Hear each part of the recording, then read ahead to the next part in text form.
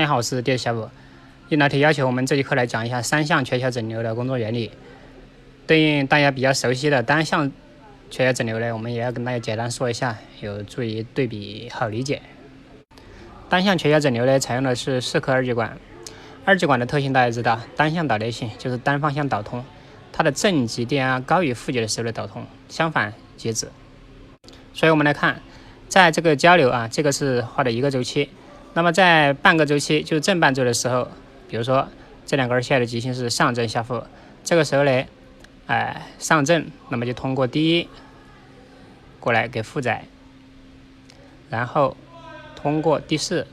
回到下负，这个时候呢，负载两端的极性是上正下负，对应是在正半周的时候那么接着在负半周的时候是下正上负。下正上负呢，它只能下正通过第二，通过负载，那么也是在负载两端的电压也是上正下负然后通过第三回到上负，这个时候完成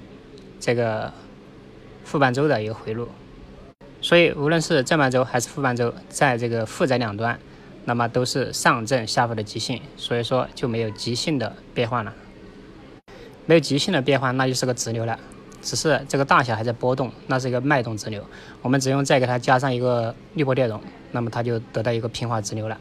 就这样子完成这个整流或者滤波的。好的，在明白这个道理之后呢，我们再来看这个三项缺角整流，那么就比较简单了。